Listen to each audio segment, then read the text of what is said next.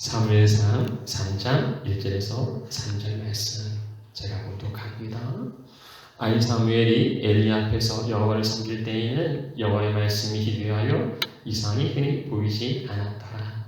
엘리의 눈이 점점 어두워가서 잘 보지 못한 그때에 그가 자기 소요에 누웠고 하나님의 등불은 아직 꺼지지 아니하였으며 사무엘은 하나님의 궤에 있는 여호와의 전 안에 누웠더니.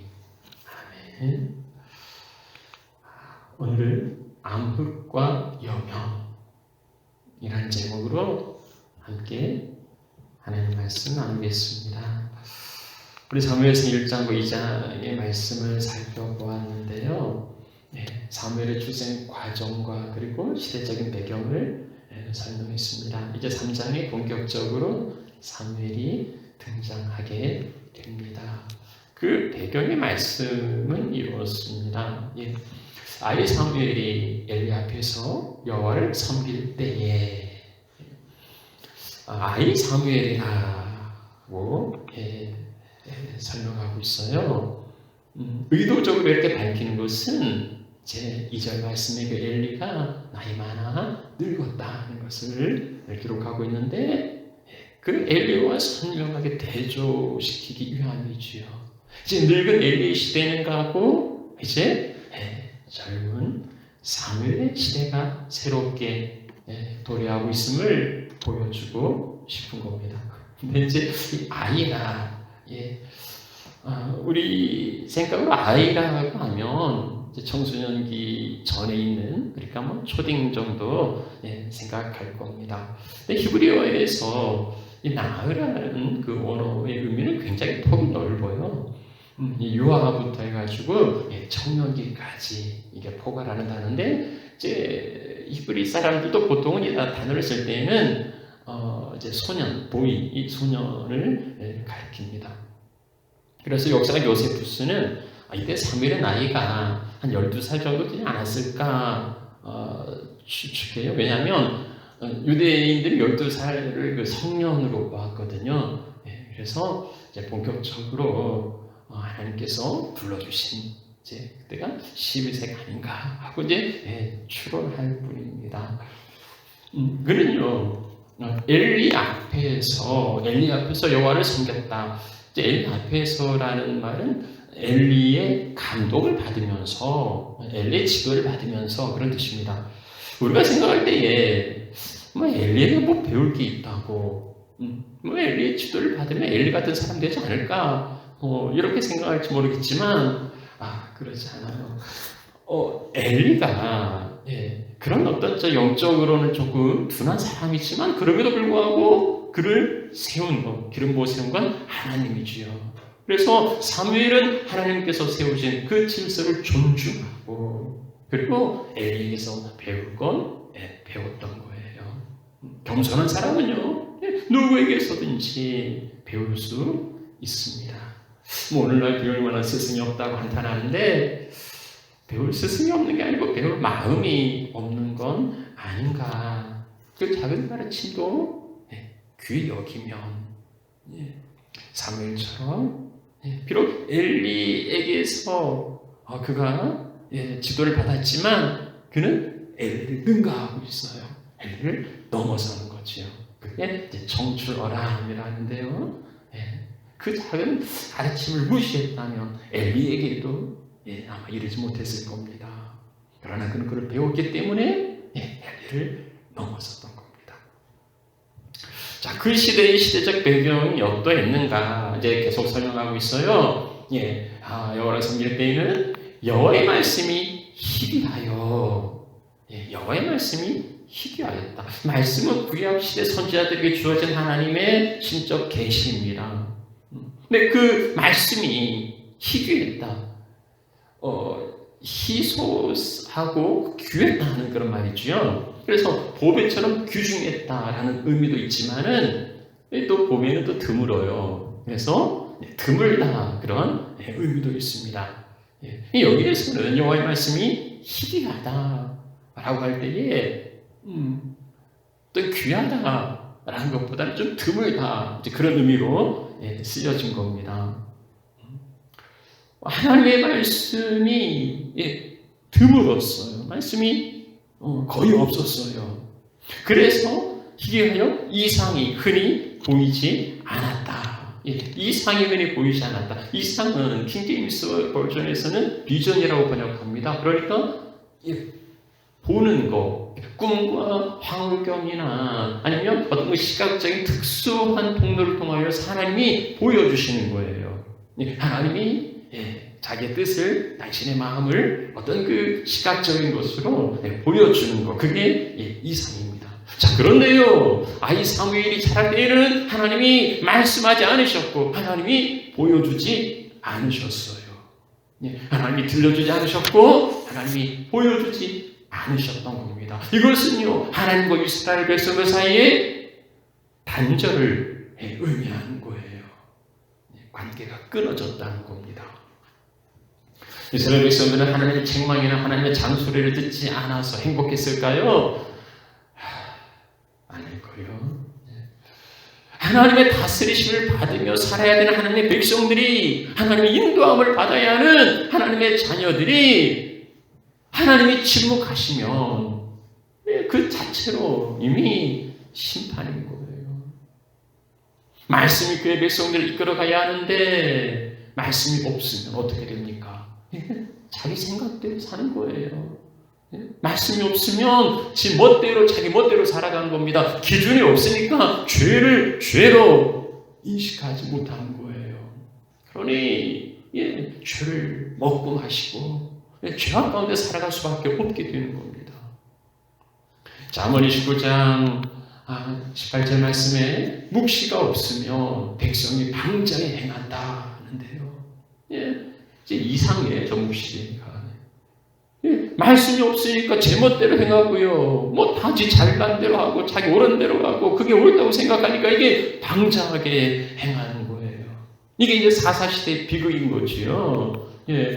왕이 없으므로, 기준이 없으므로 사람이 자기 속에는 옳은 대로 행하였다. 이게 사사시대였습니다. 지금 사무엘이 성장하던 시대가 사사시대예요. 마지막 사사가 사무엘. 그 다음에는 이제 사사시대가 끝나고 왕정으로 이어지는 거예요. 하나님 왜 말씀하지 않으실까요? 말해봤자 아무 소용이 없으니까, 입만 아프니까. 이스라엘은 들으려 하지 않았어요. 백성들이야.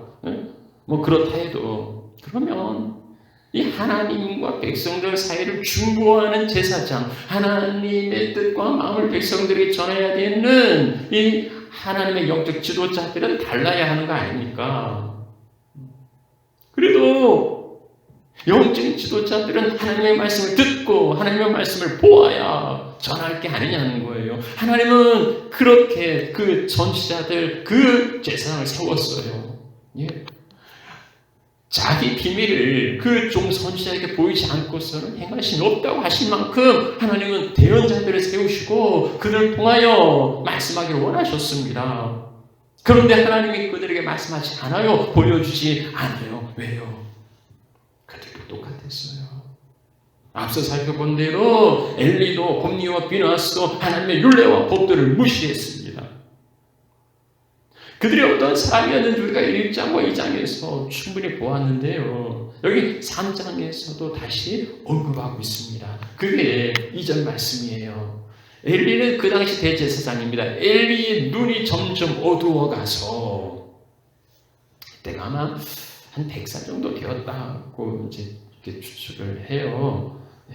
4장에 나이가 나오거든요. 이게 나이가 들면 육체 노쇠 현상이 일어나는 건 당연하죠. 그런데 여기 2절이 특히 모든 신체 기능이 다 연약해지지요. 그런데 눈이 점점 어두워 가서 보지 못한다 하고 특별히 기록하고 있습니다. 이것은 단순히 육체적인 노쇠 현상뿐 아니라 그것과 비례해서 점점점 약해져가는 엘리 제사장의 영적인 무감각을 보여주고 싶은 거예요.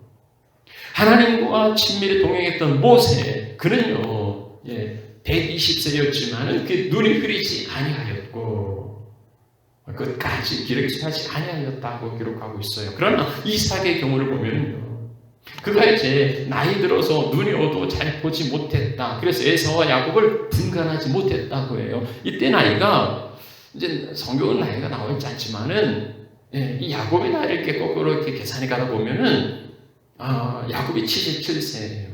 그러니까 이게 야곱이 그 부모의 집을 떠날 때 나이가 77세예요. 그리고 77세 노총각으로 나는 거로 볼 수 있는 거죠. 이삭이 60세에 쌍둥이를 낳았습니다. 40살에 장가를 가서 20년 있다 60세에 낳았어요. 그러니까 이때 나이가 137세예요. 그러니까 137세나 되었으니까 뭐 노안에 대해서 잘 보지 못하는 거 이해할 수 있어요. 근데 이삭이 몇 살까지 장수였냐면 180세를 살았어요. 그러니까 이후에 43년이나 더 산 거죠. 시력은 약해졌어도 시력이 약해지면 그다음 촉각이나 아니면 후각이 더 예민해지죠. 그래서 이삭이 그 에서인체 들어오는 야곱을 이게 목소리는 냄새는 에서인데 이 털은 목소리는 야곱인데 이 털은 에서라 이렇게 헷갈리죠. 분별력이 없어진 거예요. 그러니까 눈이 어두웠다는 것은 육체적인 눈을 의미하는 것뿐만 아니라 영적인 분별력마저도 더 떨어졌다는 것을 보여주고 있는 거예요. 그러니까 엘리가 나이가 많아서 눈이 점점 어두워갔다는 것은 그의 어떤 그 영적인 능력도 상실해가고 있음을 보여주는 겁니다. 우리가 일장에서도 그 하나가 기도하는데 술 취한 여자라고 자기 아들 옴니와 비나스가 망령된 짓을 저지르고 심판에 이르렀는데도 아무런 역할을 하지 못하는 거예요. 여기 3장에서도요 하나님이 사무엘을 부릅니다. 그래서 이제 사무엘이 엘리에게 쫓아가는데 엘리가 가르쳐줘요. 내가 부르면 하나님을 불렀다. 근데 그걸 세 번이나 이제 되풀이하고서야 이게 하나님이 부른 거고. 뭘 할 수 있습니까?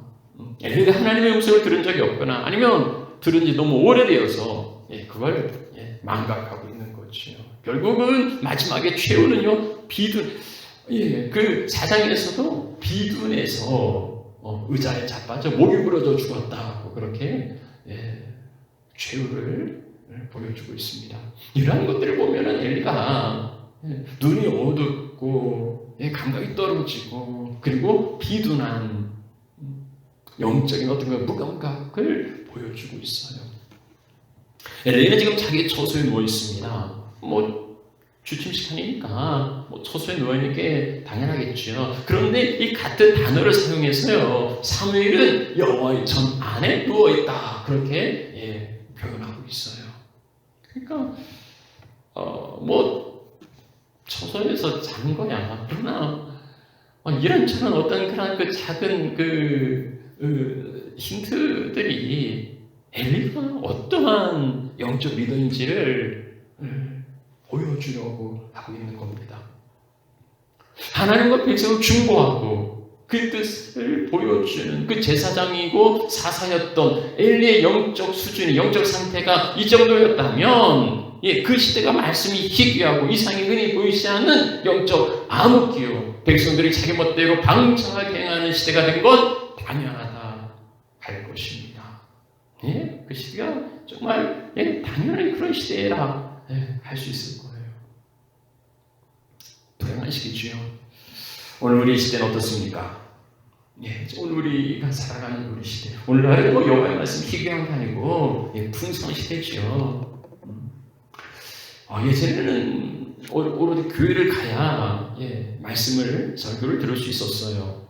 근데 획기적인 변화가 생겼지요. 그게 이제 그 기독교 방송이에요. CBS 라디오로 이제 뿐만 아니라 극동방송 같은 이제 라디오가 생겼습니다.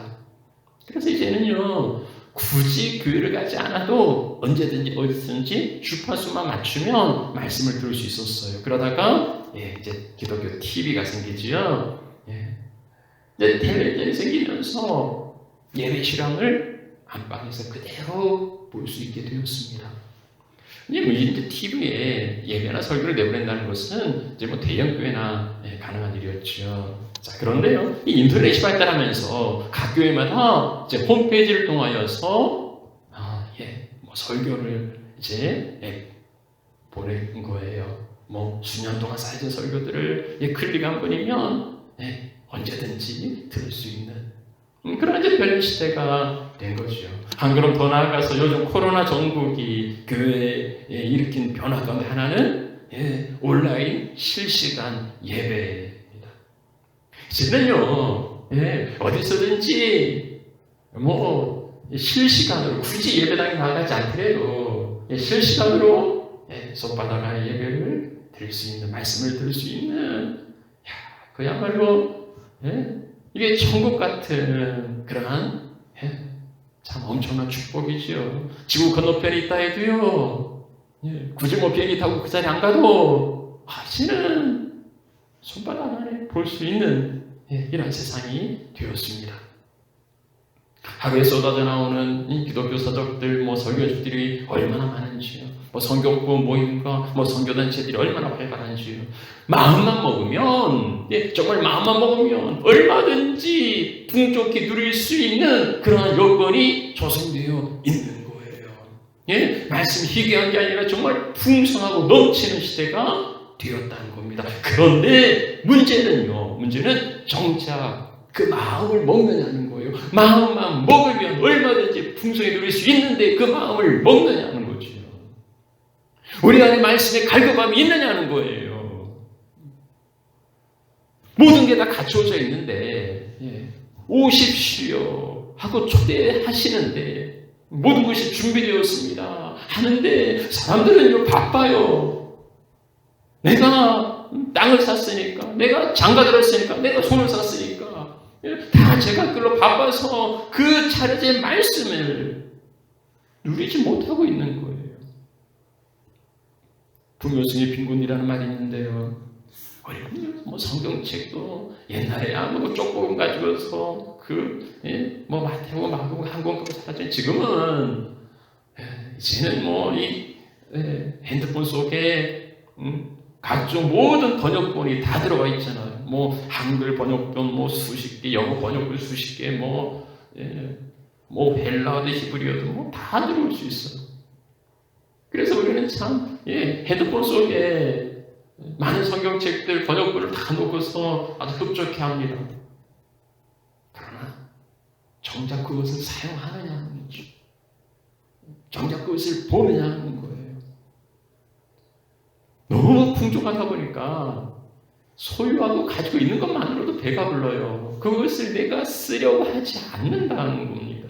모든 것이 모자라던 시절에는 귀함을 알았어요. 희소성의 가치지요. 이게 적으니까 그게 귀한 거예요.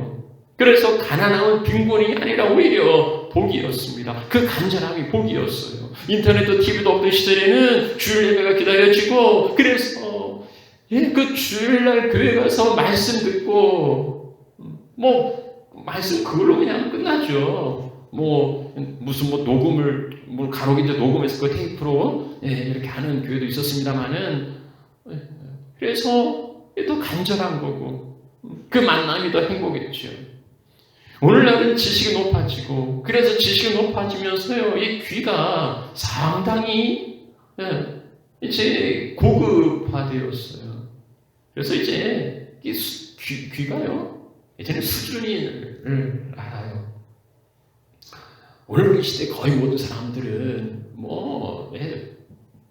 상식이나 이런 게 굉장히 높아서 어떤 모든 일에 거의 준 전문가 수준이 되어 있는 것 같아요. 스포츠 경기를 보면서 그냥 이렇게 보고 이게 아니지요. 다들 이제는 보는 눈이 있어서, 지식이 있어서 선수들에게 훈계를 해요. 저렇게밖에 못하냐고. 내가 해도 저보다 잘하겠다. 이런 거죠. 아이고 저 훈련을 게으르했나 보구만 훈수를 둡니다. 뭐 자기가 뛰는 게 아니니까 지식은 있고 그렇게 훈수하시지요. 그런데 이러한 상황이 이렇게 텔레비전 보고 뭐 스포츠 중계하면서 뭐 훈수하듯이 이런 상황이 예배 상황에도 TV로 화면으로 예배를 보면서도 똑같이 나타날 수 있어요. 요즘 때는 목사님 설교했다는데 뭐 들어갔냐? 아니면 뭐 그 목사님 설교는 개그보다 더 재밌어. 그래도 뭐 좀 지적이고 분석적인 그 뭐 어떤 목사님 설교가 더 좋지 않아? 또 요즘 그 목사님 조금 좀 파워가 좀 약해졌더라고. 내가 그 얘기를 통해서 말씀을 듣는 게 아니고 그 말씀 어떠한지를 평가하는 거예요. 선수가 아니라 그라운드에서 뛰는 선수가 아니라 구경하는 팬이 된 겁니다. 정작 그 가운데 들어가서 말씀대로 살아가는 제자가 아니라 말씀대로 살아가는 제자의 삶이 아니라 말씀을 평가하고 즐기는 관중이 되어버린 거예요. 예배는 귀를 즐겁게 하고 마음에 감동을 주는 엔터테인먼트가 아니고 나를 제물로 드리는 헌신이어야 하는데 그 말씀이 나를 사로잡고 나를 이끌어가야 하는데 내가 말씀을 취사 선택하는 그래서 뭡니까? 귀가 가려워서 사역을 좀 스승을 두는 거예요. 자기 귀에 맞으면 받아들이고 자기 생각에 맞으면 받아들이고 자기에게 부담이 되고 자기에게 어려움을 주면 걸러내는 거예요. 받지 않는 거예요. 말씀을 자기 합리화에 이용하고 결국은 자기 멋대로 살아가는 것은 엘리 시대, 사사 시대나 오늘 우리 시대나 그게 다르지 않을 수 있습니다. 오늘 우리는 정말 말씀을 귀히 여기고 있습니까? 정말 말씀을 귀히 여기고 그 안에 말씀하시는 하나님의 음성을 들으려고 나에게 말씀하시는 하나님의 음성을 들으려고 온 마음을 집중하고 내 마음에 새겨서 내 삶이 그대로 살아내려고 우리는 그렇게 살아가고 있습니까? 어쩌면 우리 삶이 너무 풍요로워서 굳이 말씀이 아니더라도 우리 윤택하게 한 게 너무 많이 있으니까 굳이 말씀대로 살아가지 않는 거 아닌가? 오늘 우리의 영적 상황은 아모스 선지자가 얘기하는 그대로 날이 이를 건데 양식이 없겠습니까? 물이 없겠습니까? 그게 아니고요. 여호와의 말씀을 듣지 못한 기간이라고 말하고 있습니다. 말씀은 풍성하게 선포되지만 귀에 들리지 않는 그래서 여호와의 말씀을 듣지 못하는 그 기간이라고 말합니다. 오늘 우리가 엘리 시대와 같은 시대를 살아간다면 우리는 우리의 심령이 우리의 영혼이 피폐해지고 말라가는 그 기아 상태에 이르기 전에 듣고 돌이켜야 합니다. 그럼 대안이 있습니까? 이 영적인 나무기에 빛이 있습니까?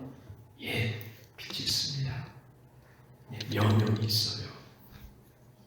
3절 말씀에 하나님의 등불은 아직 꺼지지 아니하였으며 이것도 암시지요. 여기 하나님의 등불은 성소 안을 밝히기 위해서 켜지는 그 7가지 그 7개 그 가지로 된 그 등잔의 등불이에요.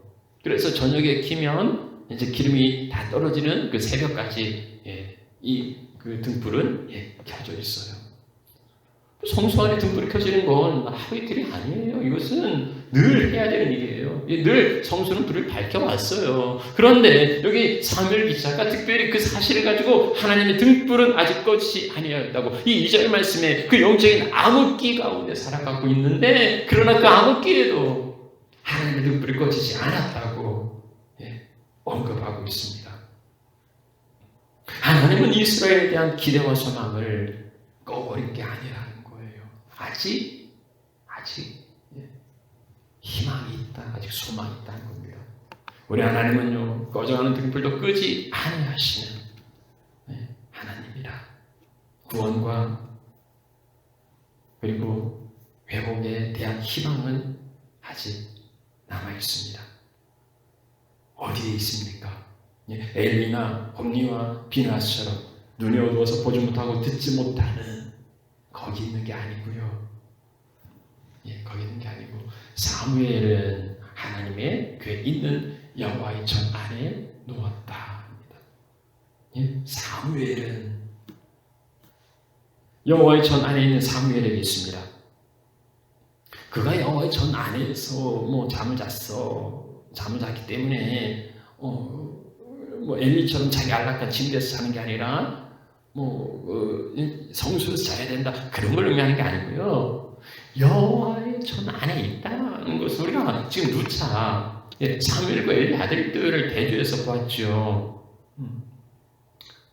여기 3장 1절에도 엘리 앞에서 여호와를 섬길 때에 2장 11절과 18절에도 여호와를 섬기는 자다. 21절에도 여호와 앞에서 잘하는 자다. 26절에도 여호와 사람들에게 은총을 받는 자다. 그는요 여호와 앞에서 여호와를 섬기는 자였습니다. 엘리 아들들은 여호와 앞에서 제사를 멸시하고 하나님의 경고를 무시하는 불량자가 되었지만 사무엘은 비록 어리더라도 여호와 앞에서 여호와를 섬기며 자랐던 거예요. 고람대로 여호와 앞에서 여호와 보시기에 그리고 여호와를 섬기는 오늘 우리는 여호와를 온전히 섬기고 있습니까? 아니면 엘리의 아들들처럼 여호와를 이용해서 자기의 욕심을 채우려 하고 있습니까? 하나님의 교회는요 하나님 임재 상징인데 그 안에는 두 돌비 기록하여 주신 말씀과 그리고 하늘의 양식인 만나가 들어있어요. 하나님의 교회를 지키고 있다는 것은 오늘날 우리가 하나님의 말씀대로 그 안에 두 돌비대로 생명의 양식인 말씀대로 살아가겠다는 순종하겠다는 그런 결단이 아니겠습니까? 엘리는 눈이 어두워서 그의 자리에 누워있지만 사무엘은 아직 등불이 꺼지지 않는 성소 안에 있어요. 엘리를 통해서 어두운 절망을 보지만 그러나 사무엘을 통하여서 우리는 희망의 불꽃을 기대합니다. 영적인 나무길을 지나가고 있지만은 그런 세상이 다 캄캄하지만 그러나 등불은 꺼지지 않았어요. 그 등불을 밝히는 사람이 누굽니까? 사무엘이죠. 오늘 풍요로운 우리 시대에도 영적인 기간을 만나 고통하는 우리 시대에도 여호와의 등불을 밝힐 사람은 누구 있겠습니까? 성소의 사람, 여호와 앞에서 여호와를 섬겼던 사람, 하나님의 말씀 따라 순종하고 지키려 하는 그를 통해서 그 작은 부시를 동원해서 하나님의 놀라운 역사를 이루어 가실 겁니다. 하나님 그를 찾으세요. 하나님 그를 부르십니다. 그리고 그에게 말씀하십니다. 영적인 눈이 어두운 제사장 엘리가 아니라 성소의 사람 사무엘에게 하나님은 말씀하십니다. 사랑하는 여러분, 오늘 우리는 물질적 풍요 속에 영적 빈곤을 경험하고 있습니다.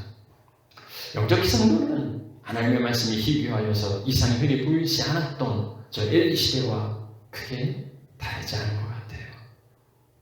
하나님의 말씀을 귀히 여기지 않고 말씀보다 자기 소견대로, 자기 생각대로, 자기 멋대로 살아가기 때문입니다.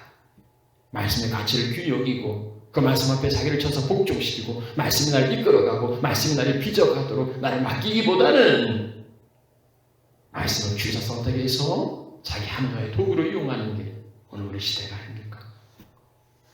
그러나 여호와 앞에 여호와를 섬겼던 사무엘처럼 말씀을 지키고 말씀으로 살아가는 그를 하나님이 불러 찾으시고 그를 통하여서 하나님의 역사를 이루어 가실 겁니다.